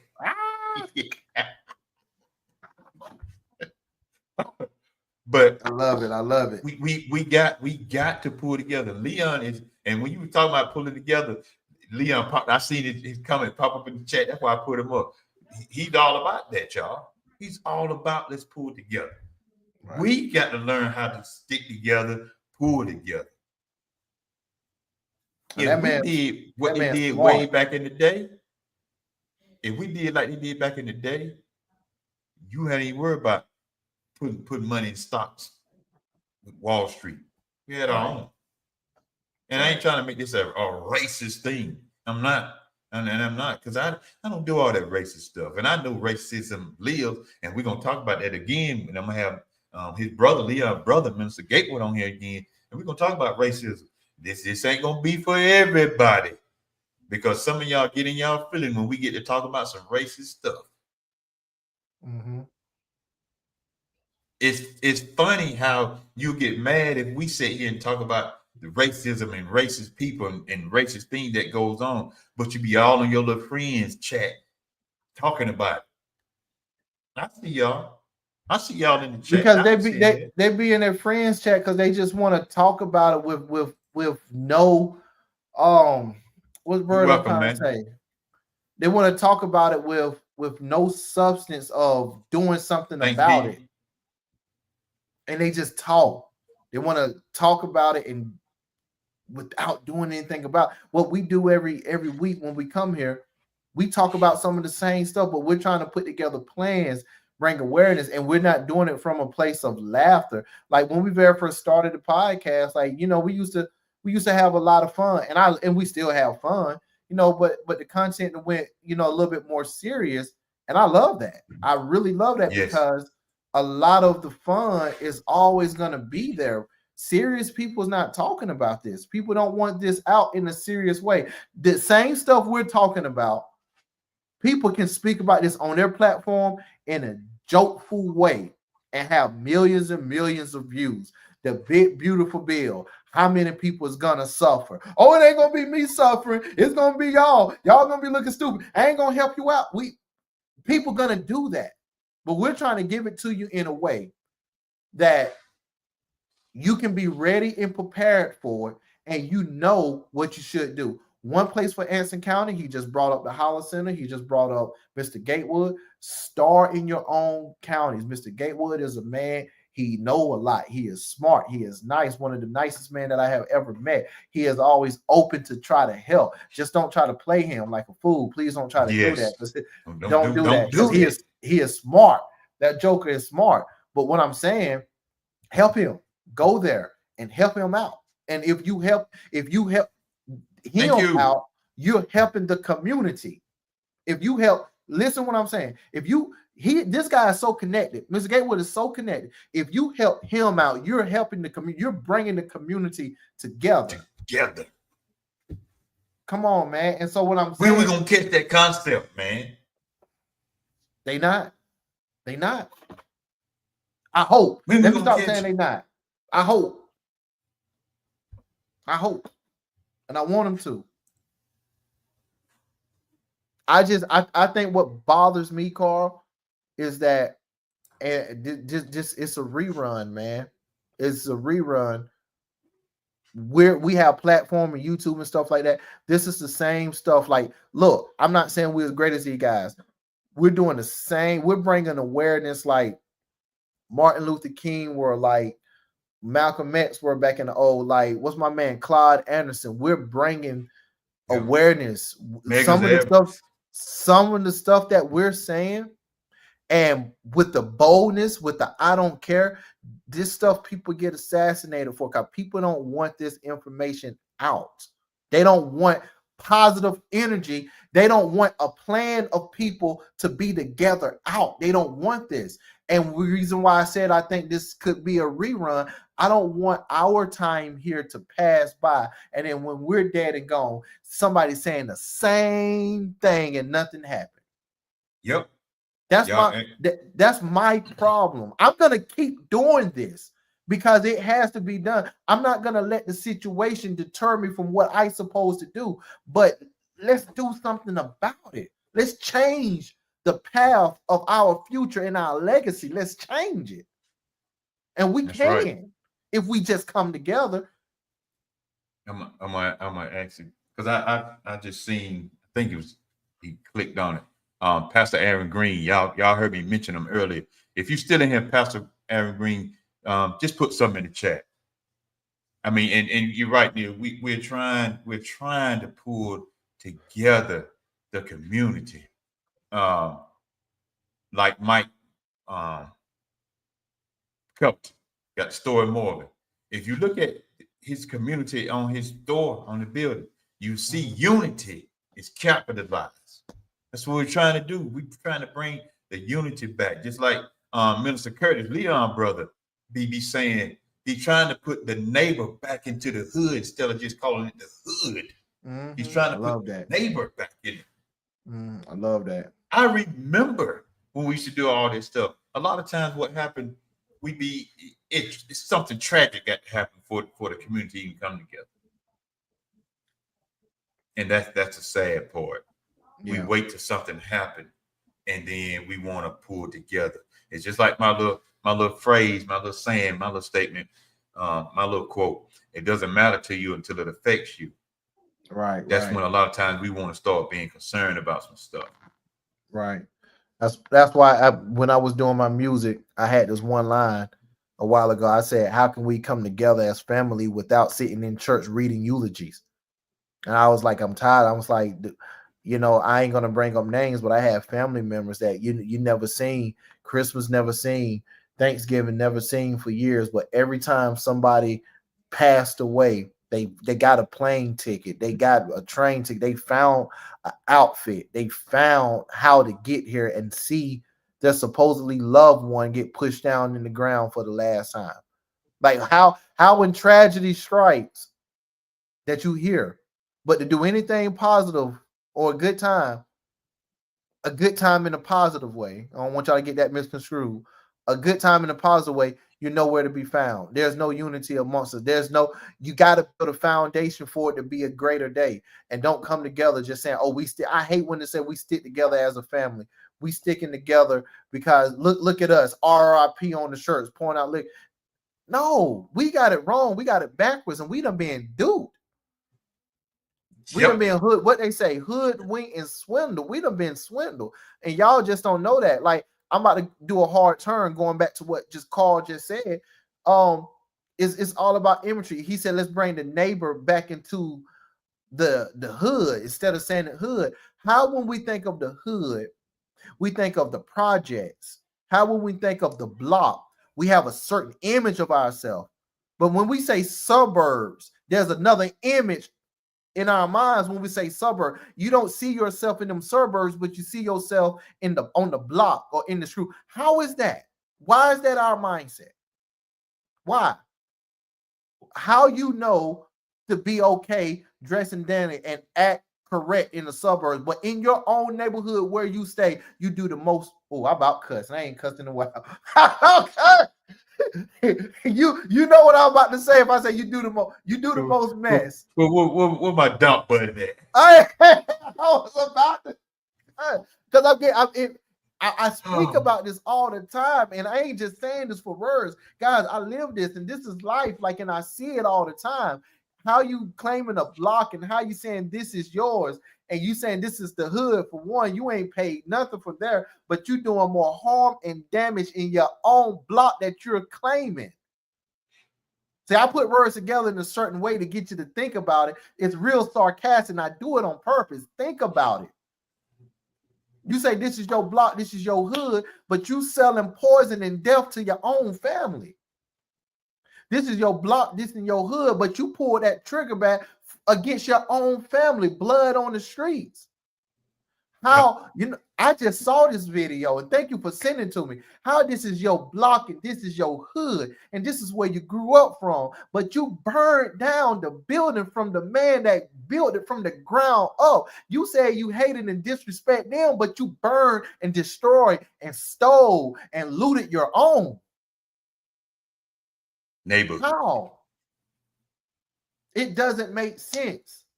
So Miss Donna asked a question earlier. Do you think the drugs and crime rate is going to rise with this bill? I'm pretty sure yes, but I think a positive can happen at the same time. I don't think it's either or. People need a reason to do whatever, and that whatever could be good or bad. So now people are going to say, hey, they cut this. I got to go out there and make it happen. Oh, the other person going to say, oh, they cut this. Let me go out there and make it happen. But that make it happen was negative. That make it happen was positive. And what I'm trying to say is what we need is more positive. And what we need to see is that we need unity. We need to put what you said, Mr. Gatewood brother say all the time. Let's put the neighbor back in the neighborhood. We got to start being neighborly, friendly, unity amongst one another. And it starts with us making a change and making a difference where we at on our block, on our hood, in our projects. It starts there. I'm supposed to be sleepy. Come around here. And like I said, I am the know-it-all, but I'm the know-it-all because I know I don't know it all. Come on, man. Jesus. Get mad at me. Man. And the way it's going in this world, y'all, you can say what you want to. It's scary that we're seeing all our youth leaving here at an early age. It's scary that we see all our youth getting locked up at an early age. It's scary that we see all our youth being disabled at an early age, never getting a chance to enjoy their life, never getting a chance to experience a lot of things like we do at our age that we are right now. Even if you're a young man and you're doing a lot of stuff with your life, all I say, man, kudos to you, my hat off to you, because you're trying to make a difference. Not only you're making a difference in your own life, but it is somebody that's younger than you watching you and saying, if he can do it, doggone it, we can do it. And I can do it. Right. We got to get out of this mindset. It's a mindset that we're in that we need to get out of. And the only way you're going to get out of that is that you yourself got to make that change within yourself. I can't change it. I might can say something that might help you to change, but it's going to be totally up to you after it's been said. Amen. I'm not going to come around here and keep saying, man, you don't never leave here. Don't never experience that. Please, whatever. You get a chance to explore this world and enjoy this world, and travel this world, by all means do it, because you're going to see some stuff that somebody lied to you about, but you're going to see it for real when you go visit that area. All places ain't crazy. I started to put up, I started to put up Orlando Brown when they were talking to Orlando Brown. A lot of people say crazy, but a lot of times he talk with some daggone sense. If y'all don't know, a lot of that is an act. Don't something else. Don't something else. With it all. Because a lot of times, y'all, when we talk serious like this, a lot of times y'all don't even know. Y'all might see it on my page now, but later on you won't see it because they'll strike my page. And like Neil said earlier, because we're putting out some stuff that is true. This is everyday life. They love the drama and the mess. They love that kind of stuff. Even now, you see women openly breastfeeding on Facebook, on this social media page. They are literally sitting there breastfeeding. You see two people having sex. You literally see this on social media. But we sit here and talk positive, trying to help the kids and help even the adults. Then my stuff get taken down. I don't been put in Facebook jail so many times. It's a shame. Right. I think I got a Facebook number, Neil, somewhere. Yeah, I know, right? That's funny. Oh man, when you told me it got striked down, I'm like, Yeah, are you serious? yeah. Oh man, And what we are you can talk talking about about? helping people and doing things that's good, but can we on this platform support a genuine need to someone that has a financial need? Can we collectively do this? Elderly, single, parents, youth encouragement. We can do this individually, but collectively we have a broader impact. Yes, we can do it. That's why a lot of time I have my cash up tonight. A lot of time I put my cash up because people hit me up sometimes. I just need $20 gas and I just need this right here. Or sometime like my friend Pamela Ann, she might have some with domestic violence. We do our best to try to help out, even in that. And she might hit me and say it's a family in need, or she might put it on Facebook and I see it, or somebody might put it on Facebook and see it, and we try to send them a little something. It may not be much, but you know what? One day she was asking for somebody. She needed like 20 people. I think it was 20 to 30 people. Just give her $5 to help a family out. That that ain't much, but that's a lot for a lot of people. Yeah, right. And Neil, I just thought about it, man. You got to put the GoFundMe link up. Let me see. Let me try to see that now. We just But be getting into it. I was rushing. I'm gonna send it now. I was thinking about it. Yeah, you can put it. You can go ahead and throw it up in the chat yourself. Why? Because I know you're probably typing on your phone too. Right. That's great, man. Yeah, we can, bro. We can. Hey, man.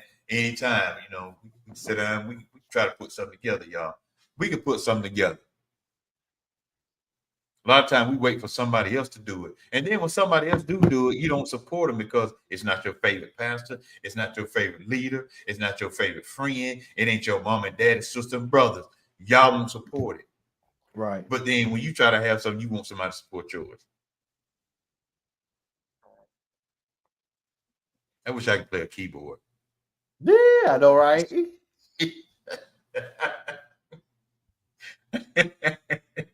I'd hit that key right there. Dun. Dun. Yes. I'd have went right on with it. Yeah. That's the problem in our neighborhood as a day. Boom. We don't want to pull together. Ha. We don't want to do this together. See, and I ain't picking that. I ain't picking on the pastor, but I'm just showing y'all how easy it is. You can do that. But that's a great idea right there, Keith. Yeah, that's something we need to do, man. Y'all, I'm leaving it up there for a minute so y'all can see that, and maybe something will click into your spirit, as we say. We can do this. We can do this. But we're gonna talk serious about some stuff, man, and we're gonna try to get some stuff rolling. Whether people support us or not. That's why we thank each and every one of you all that comes on here and support us. And y'all coming in the comment section. I seen some new people in the chat when they popped up. And I thank you all. It's your first time here. Appreciate you. Come back. We may not be the biggest platform, as we always say, but we love when y'all comment because you never know who may see this later on. Because we're not only on Facebook, we're on YouTube too. Better know. I just sent the link to your message. Okay. Let me see if I can even find it on mine right quick. But we appreciate y'all so much. Can't express that enough. So much. We appreciate you all. Keep South says I support people that support people. We're through without a platform. Our life is a platform. Yes, it is. It is a platform. That's why we should be sharing it daily. Yes, sir. Daily. Man, you're welcome, man. You're welcome.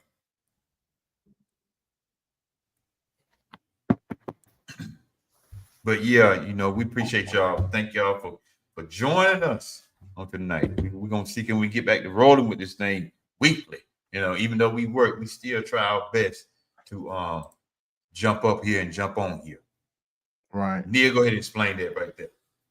All right, guys. So we have a link. Try to keep this short. Short means under 25 minutes. So Hey, no. Pastor. Hey, the doors to the church is open. You know how they be like, You um, know how they say, Nick, you know how they say, I ain't gonna be huh? before you long. I ain't gonna Man, hey, he's like, hey, what's we that don't one want another pastor said? 30 minutes. Oh, he said, I'm getting ready to close right now. That's the Getting ready. first one. That's the first one. 3 more hours later, I'm getting ready to close. Let me stop. Oh, look, Oh man. let me tell you something. I'm the last church I was really a part of was Church of Christ. One thing I loved about them, they in and out in about 45 minutes. 45 minutes to an hour. I'm back home by 12 o'clock. Like, this ain't happening. What? So I said it was just because of that why I stayed for so long. No, that's crazy. All right, guys. So what I do a lot of times, man, when I have a little extra money in my pocket, me and my lady, we go downtown Charlotte and we feed the homeless. Sometimes we go out of our refrigerator, or we go buy stuff and we just pass out drinks, toiletry, and stuff like that. I personally been doing this ever since I was in my teens. And now that I'm older, I'm like, I want to help on a bigger scale, on a broader scale. And so just the last time me and my girl went, actually it's been a couple of times before, I said I'm gonna create a GoFundMe. And what I want to do is be able to give them some money.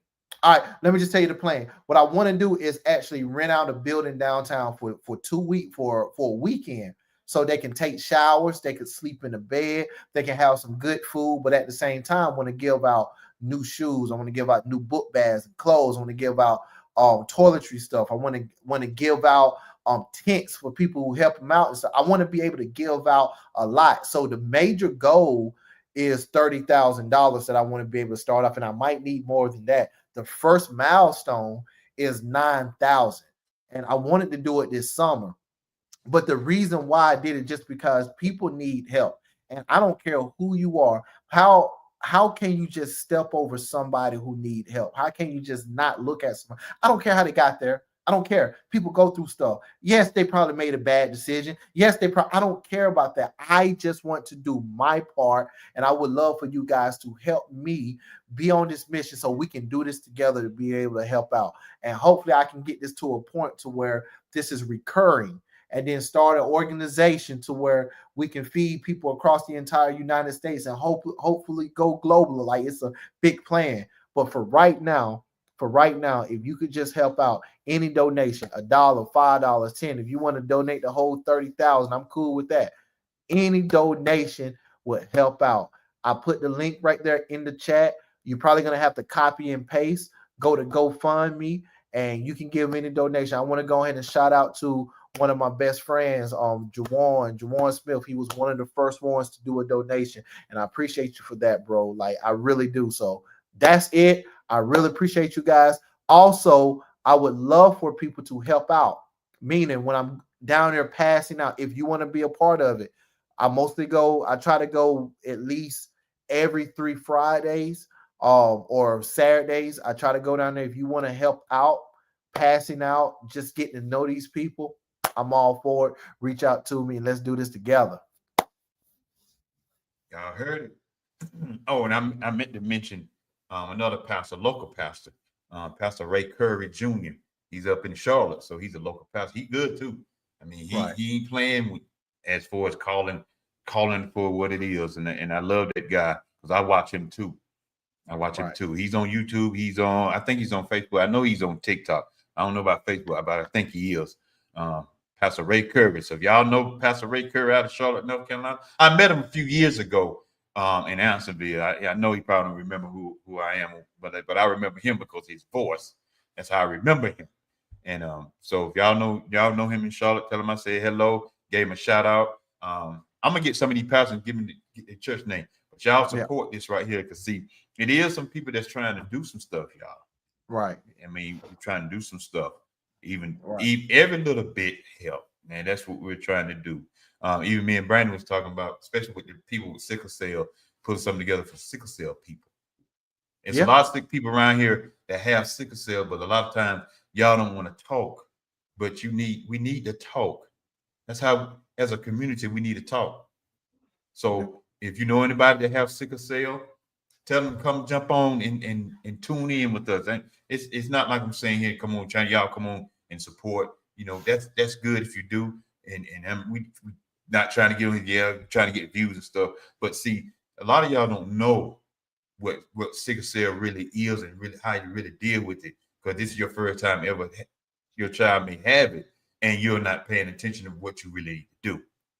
Right. But y'all see that. Y'all see that 1 meal at a time. 1 meal at a time. Join our mission of compassion. Y'all, there it is right there. You can copy and paste it. Matter of fact, wise up, screenshot so you can blow it up. Yeah.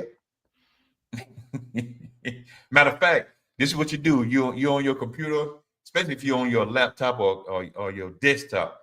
Just click that little box that's down there. It'll blow your picture up on your computer, and you can screenshot it with ease. Because that's how I'm looking at it right now. I got it blowed up. And don't be afraid to reach out to me. I keep all my social media open and public. There's nothing for me to hide. I don't do anything on social media that I don't want. Oh boy, I say a word. I don't do anything on social media. When God come back, I'm gonna be ashamed of. Okay. No. I don't do nothing. So there's no reason for me to be public and to try to hide and stuff. I'm actually on the other end. I'm trying to help out in a lot of ways. I got a lot of platforms that I do, and I'm being very strategic in cutting some out and where I'm going to keep. But I'm just saying, you can reach out to me anywhere. My name is Cornelius Dunlap. If you type in "I am Cornelius Dunlap," that's all my platforms should pop up. But guys, please help me in supporting this. And Mr. Keith, I really do appreciate it. Send me a friend request, please. You say you'll catch a wing, so you'll like to be physically there. Man, perfect. Yeah, and if you up here, I'll let you know the next time we do it. Yeah, I appreciate all you guys. You guys can do this too. Don't think that I'm somebody that's up here. I'm on the same level with you guys. Just as much as I created a GoFundMe, you can create something too. You can do something. You can be a part of something too. I'm just a young man trying to figure this out. I don't have the plan. I don't have like the backing, the funding. I have an idea, and I just put my ideal to work. And it's going to continue working, because I know by the time it gets to that 30K, the ideal is going to be fully fleshed out to be able to do what I need to do. Do not think that just because you're on the other side of this camera, you can't do it. You can do it. You can be a part of a family. You can reach out. And if you don't feel like reaching out, you just do something. Please just do something. That's all I'm asking. I did this. I ain't putting no GoFundMe out for me for a new Ferrari or something like that. I ain't do that. If you want to give me a Ferrari, I'm cool with that. But I ain't do that. I did a GoFundMe for other people. You might not want to pay the car insurance on it, but yeah. No, hey, long as I got the car. Honestly, if somebody buy me a Ferrari, I'm reselling it and getting the money. I don't need a Ferrari. Give me my Cadillac. It's something. Go ahead. No, I was just about to say, give me my Cadillac with gangster wall tires. I'm cool. That's all I need. It's like like my friend Pastor Steve always say. Somebody used to ask him all the time, how do you start a food bank? He used to just go to the grocery store and buy a bag of food and give it out. There you go. Yeah, there it is. Yeah, that's it. Man, a lot of people, they feel like you got to do something miraculous. When it comes to it, you feel like you have to become a non-profit organization. You got to go get your EIN number and stuff. Once you make it to another level, yes, if that's your desire. Look at Amazon. I'm sorry I'm using this example. Carl, where did Amazon start off from? I need to start mine out of the mindset and out of the house. And this then I go Amazon, get them. You got go it. ahead. No, go ahead.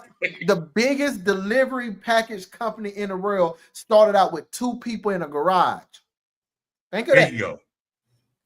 You're like Bill Gates. In the garage. Y'all think, see, y'all look at these big rich people and think that they just had the plan all along. Most of these people, empire came from just hustling. I don't care what you think about him. That was in a garage. delivering packing. I don't know how they got the product. I don't know, but they was in the garage. What I'm saying, you can do it too. Look, let me bring you into the window of my life, guys. I'm trying to make myself look as human to you as possible. Me and my lady ain't doing too well right now when it comes to the finances. So what I did some summer cleaning. I went through the college. I went through the closet, and I looked at stuff that I wasn't using no more.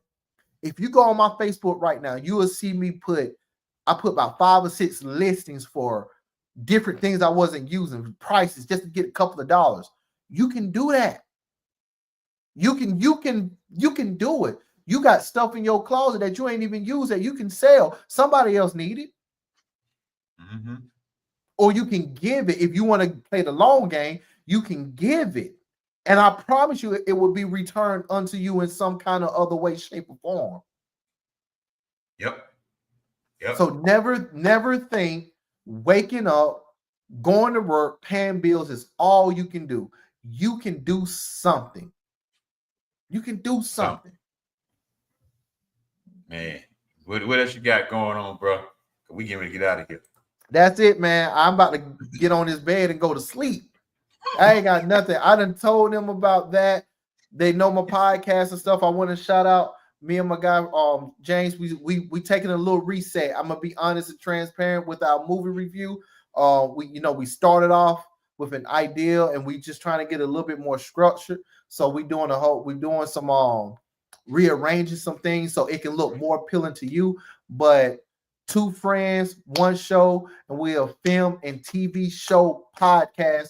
We're gonna have the movie reviews for you. Other than that, man, I'm resting, trying to take it another day, and just really, really, really trying to stay focused in my personal life because this 9 to 5 stuff is not working out.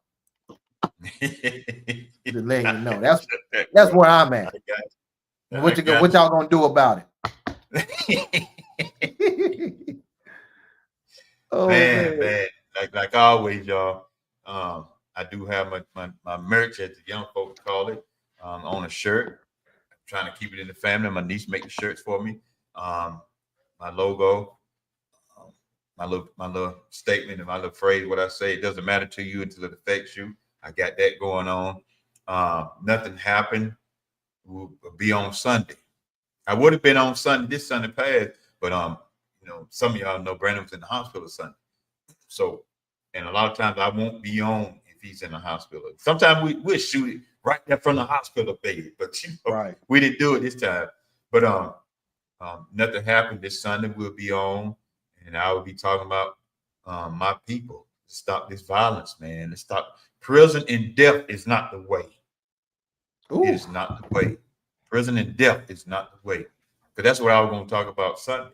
But if nothing happened, we'll be on this Sunday talking about it. As y'all see, we thank all of y'all. We thank all of y'all for coming on. If it's your first time here, we appreciate it, man. And we just thank you on open mic night. We're gonna try to get back in the groove of doing this every week. We'll try to get back in the groove. Like I said, we do work. We do have jobs, and we've been very busy. But that's it. And I think if Brandon do heals, he got one talking about yourself. Talking about yourself. And he been want to do this, but look like every time he wanted to do it, man, he got sick every time. But we're gonna try to pull that in somewhere, somehow, some way, somehow. So everybody, we appreciate y'all. We thank y'all, and we hope we see y'all again next week. Tell somebody, tell a friend, as Brandon say on Hills. Tell a friend, that we're on. We're on.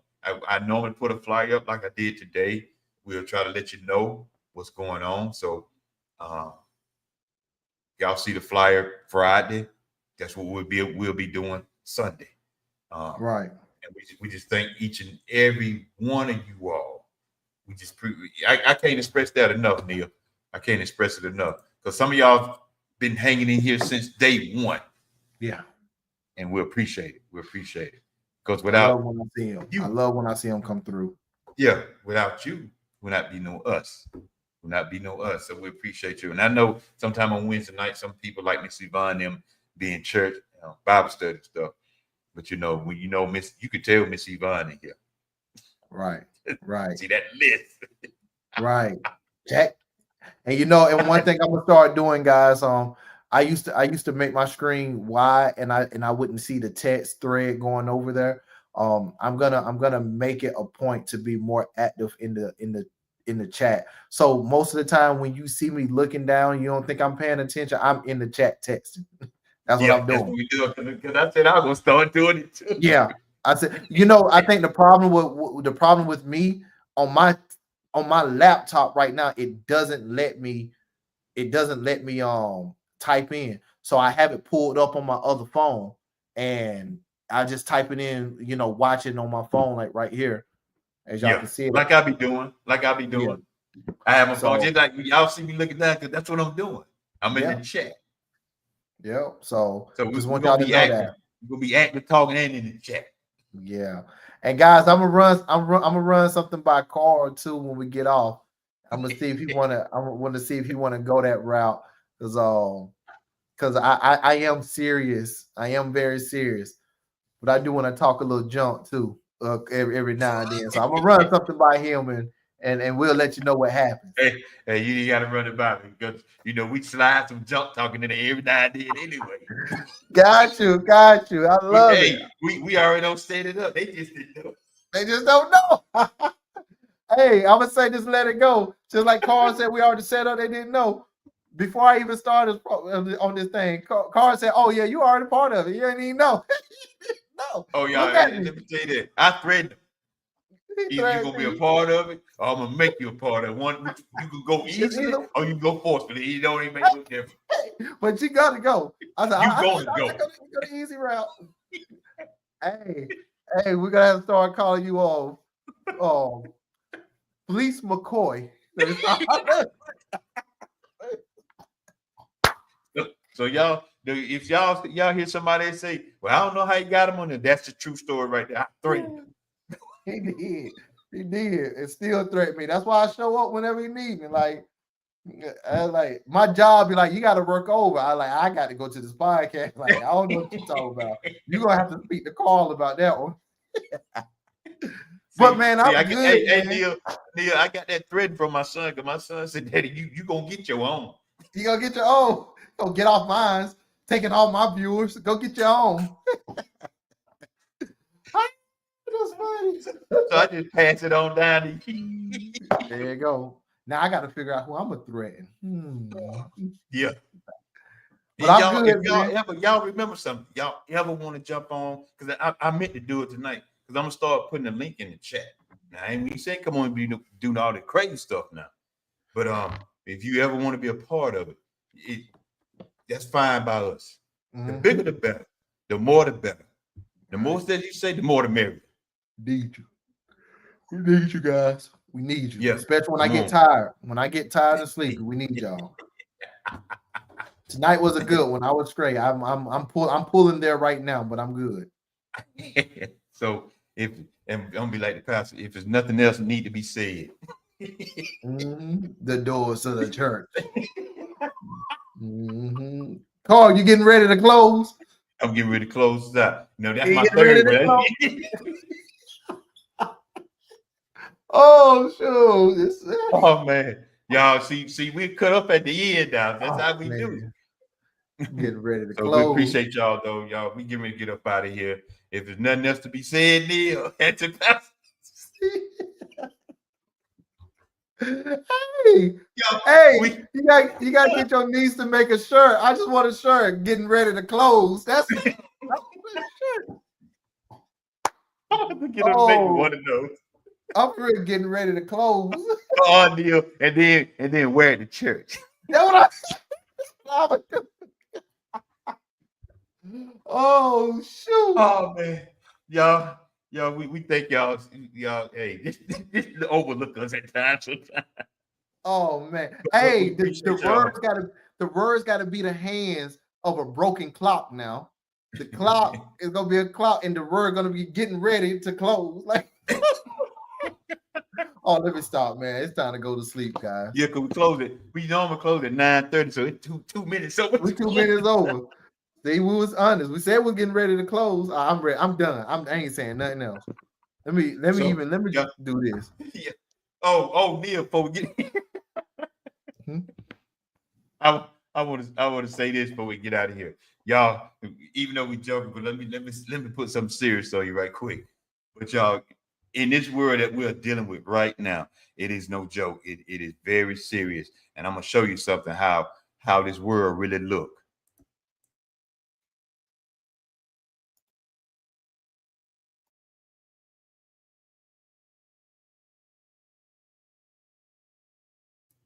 That's how the world look. Dark and quiet. It's nothing that is serious out there. It's dark and quiet. They, the devil, make it look like it's all light, but it's really dark. It's really dark. So on that note, man, nothing else, man. We'll see y'all on the flip side next time we be on. Thank you for joining on. We love y'all.